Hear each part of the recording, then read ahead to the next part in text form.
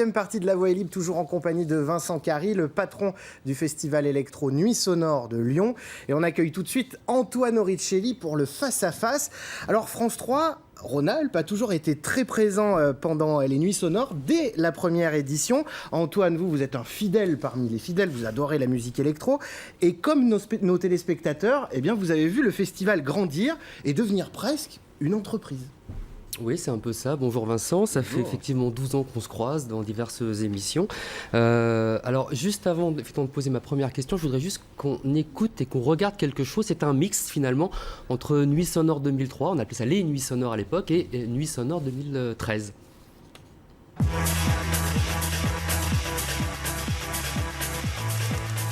La musique électronique va se répandre dans la ville.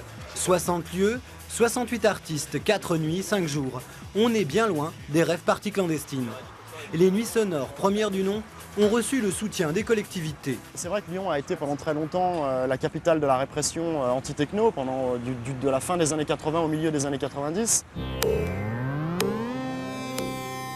Avec 103 000 spectateurs, record battu. Pour la petite histoire, on en comptait 15 700 en 2003. Gros succès notamment pour les nuits aux usines Brossette et pour le ping-pong, Laurent Garnier et Carl Cox aux subsistances. Super lieu, super son, super orga. On est au top. Au top, l'association Artifarty a définitivement installé son festival urbain. C'est vrai qu'aujourd'hui, Lyon a peut-être l'opportunité de renverser carrément la balance et de faire de cette ville, au contraire, peut-être la capitale de l'électro cool, et faite en bonne intelligence avec tout le monde et avec plein d'artistes et avec quelque chose de très vivant.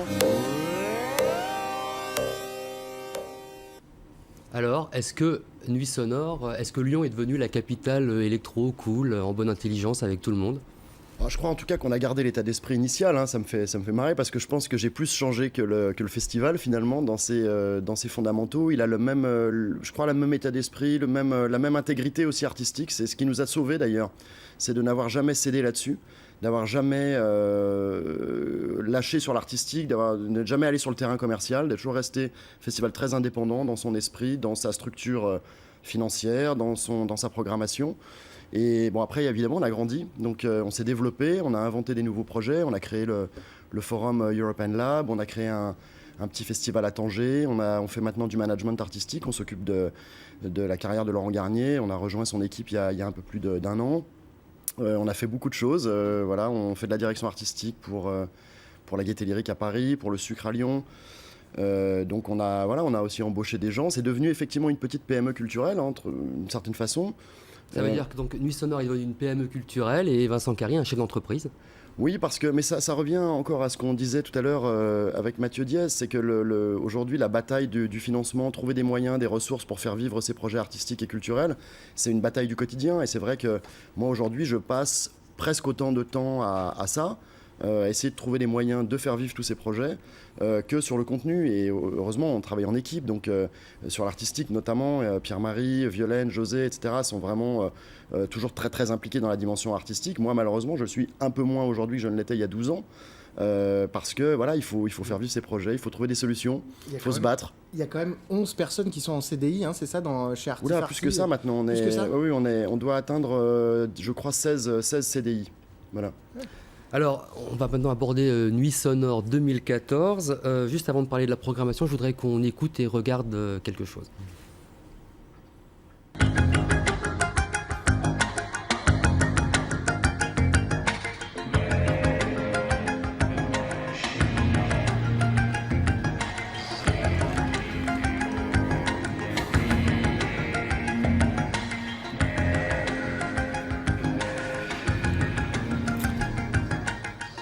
Alors Man Machine, Kraftwerk, on va commencer par le temps fort, c'est la fin en fait de Nuits Sonores 2014, mais je pense que c'est quoi Kraftwerk? Quand on s'appelle Vincent Carry, qu'on a monté un festival de musique électro, faire venir Kraftwerk, c'est quoi? C'est une consécration? C'est un vrai bonheur, je pense, pour toute l'équipe, pour tout le public aussi, parce que c'était sans doute le groupe. Chaque année, on nous disait, alors, cette année, il y a Kraftwerk. Le buzz est parti au moins 4 ou 5 fois sur 4 ou 5 éditions. Des gens qui disaient sur les réseaux sociaux, ça y est, on le sait, cette année, ils seront là, etc. Et malheureusement, on était toujours obligé un peu de les frustrer, de leur dire, bah non, on n'a pas pu, c'est pas possible, etc. C'est très compliqué de faire venir ce groupe. Après, à titre personnel, c'est vraiment une aventure géniale, parce que moi, c'est les premiers vinyles que j'ai écoutés. Chez mes parents, j'avais Autobahn, j'avais Radioactivity, j'avais The Man Machine. J'ai créé une structure, ma première structure dédiée aux cultures électroniques, je l'ai créée en 1994. Au sortir d'une aventure de disquaire, on organisait un peu des raves à Lyon. On tenait un club qui s'appelait le Zoo. On avait fait une grande soirée qui s'appelait Cosmic Energy à la Altony Garnier en février 1994. Et j'ai créé la première agence d'artistes électro de Rhône-Alpes et elle s'appelait Man Machine. Voilà, c'était il y a pile 20 ans. Alors, moi, je suis pas aussi calé que vous deux en musique électronique. Kraftwerk, moi, ça me parle pas forcément. Peut-être aussi parce que je suis le plus jeune autour de la table. Comment on peut le définir? On les considère un peu comme les pères de la musique électro aujourd'hui. Ils ont été copiés, hein. Ça a inspiré beaucoup de monde, Kraftwerk. Oui, c'est un groupe qu'on peut qualifier de matriciel dans l'histoire de la musique électronique. Hein. C'est un groupe de Düsseldorf qui a un fief qui est un studio qui s'appelle le Kling Klang Studio et qui a un endroit un peu culte, un peu mystérieux. Et c'est les premiers artistes aussi assez complets dans la relation, comme on le voit d'ailleurs hein, sur vos images, dans la relation entre musique et image. C'est des gens qui ont toujours eu une esthétique extrêmement léchée, extrêmement minimaliste, très profonde, très aboutie dans le travail graphique. Et donc qui ont créé comme ça un culte gigantesque autour de leur univers. Aussi parce que les albums sont tous extraordinaires, quoi. Il y a un matériau musical dans les albums de Kraftwerk qui est un matériau complètement fou. Et c'est un groupe mondial. Aujourd'hui, quand ils jouent, il y a 2 ans aux États-Unis dans les musées d'art contemporain, etc., ils ont fait une succession de live où ils jouaient les albums dans leur intégralité. C'est des billetteries qui se vendent en 3 minutes. Ils génèrent encore un culte aujourd'hui extrêmement puissant. Alors, est-ce que c'est aussi un moyen, finalement, pour Nuit Sonore de faire venir des jeunes, leurs parents, voire leurs grands-parents? Parce que Van Futter, le membre originel de Kraftwerk, est né en 47, par exemple. Oui, absolument. Bah, alors, il y a une chose qui est très vérifiable à Nuit Sonore, c'est effectivement qu'on a maintenant des parents qui viennent avec leurs enfants. Ça, c'est le cas depuis quelques années, hein, puisque les fondateurs de Nuit Sonore ont passé la quarantaine aussi, hein, donc ils ont eux-mêmes des enfants. Et on avait du public qui avait 35 ans, par exemple, il y a 12 ans quand on a commencé, qui s'approche de la cinquantaine aujourd'hui, et donc ils peuvent avoir des enfants, des petits-enfants qui iront peut-être plutôt à Mini Sonore encore, peut-être pas encore sur les nuits, parce qu'il y a le festival pour les enfants 4-12 ans dans Nuit Sonore.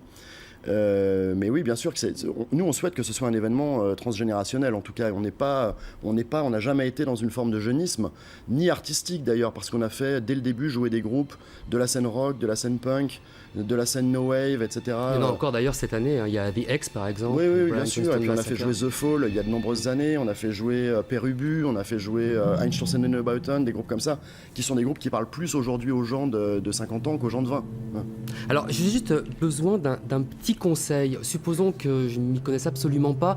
Peut-être que j'ai entendu parler de Kraftwerk, de quelques grands noms, Trent Müller qui va venir cette année, Laurent Garnier, ça d'accord. Mais si moi je veux venir au Nuit Sonore, est-ce qu'il y a un espèce de mode d'emploi pour essayer de m'y retrouver? Parce qu'il y a sur la liste de participants, il y a 160 artistes. Voilà, 160 artistes et beaucoup de gens qu'on ne connaît absolument pas. Ils sont en train de défiler les noms. Il y en a beaucoup qui sont peu connus, voire inconnus. Alors comment on fait au Nuit Sonore?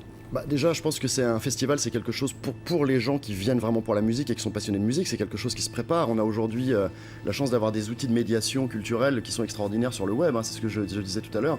Je pense qu'en allant sur le site de Nuit Sonore, pour chaque artiste, il y a les bios. Pour chaque artiste, on peut écouter du son, on peut écouter les playlists qu'on fait avec nos partenaires, on peut regarder des vidéos, on peut savoir où est-ce qu'ils ont joué avant, on peut connaître leur histoire. Et donc, il faut avoir un petit peu de curiosité, un petit peu de temps à y consacrer. Aller sur le web, regarder un peu tous ces artistes. Et puis après, dans le festival, nous on a, alors je veux pas la vendre particulièrement, parce qu'elle de surcroît elle est gratuite, mais on a une appli qui marche très très bien et qui pour moi est vraiment l'outil indispensable pour se balader dans la complexité de Nuit Sonore. Nuit Sonore, c'est un festival nous-mêmes on n'a jamais voulu qu'il soit simple. Il y a plein de programmes, il est très urbain, il faut un peu se faufiler, il y a une notion un peu de jeu de piste. Il faut aller sur les extras, il faut aller sur le circuit, il faut aller sur les événements gratuits, sur le payant, et puis se balader, et l'appli est très utile pour ça, je pense. C'est-à-dire qu'on peut vraiment se repérer, savoir heure par heure ce qu'il y a, etc. Alors justement, vous parlez de festival urbain, c'était l'ambition dès le début d'être un festival urbain en cœur de ville. Est-ce que c'est une ambition qui risque d'être un peu difficilement tenable vu le succès grandissant de la manifestation? Vous n'allez pas être obligé un jour ou l'autre de faire comme la plupart des festivals, de vous exiler à 20 km du centre-ville dans un parc expo? Très honnêtement, ça fait 12 ans qu'on me pose la question et ça fait 12 ans qu'on arrive pour l'instant à tenir le coup. Non, je crois on prouve encore cette année qu'il y a un potentiel. Nous, ce qui nous intéresse historiquement, c'est le patrimoine. Alors c'est vrai qu'on a beaucoup montré nos qualités dans le patrimoine industriel, mais on peut aussi s'intéresser à d'autres types de patrimoine. On ne sait pas ce qui fera patrimoine dans les 10 ans ou 20 ans à venir non plus. C'est-à-dire que nous, aujourd'hui, on occupe des lieux industriels qui ont été désaffectés il y a 10, 15, 20 ans. Mais peut-être que d'autres lieux se libéreront, peut-être qu'on pourra imaginer d'autres scénarios. En tout cas, il y a une dimension urbaine qui restera.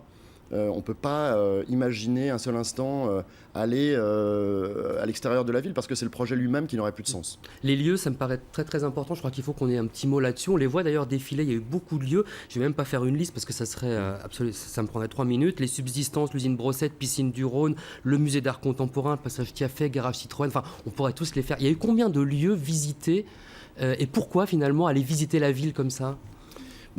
C'était vraiment le projet initial, c'était de faire redécouvrir la ville aux gens qui l'habitent. Et ça a été peut-être un des plus beaux compliments qu'on ait eu dans les éditions successives. C'est des gens qui nous disaient, des gens de Lyon qui nous disaient c'est incroyable, on avait l'impression d'être ailleurs. Et c'est aussi le principe d'un festival, de créer une bulle, de créer un espace-temps un peu particulier où on se sent finalement dans un ailleurs éphémère. Ça, c'est génial. On a visité plus de 300 lieux. Dont 100 vraiment importants. Vous n'avez pas cité l'Hôtel Dieu, par exemple, qui était un truc extraordinaire, qui était pour nous.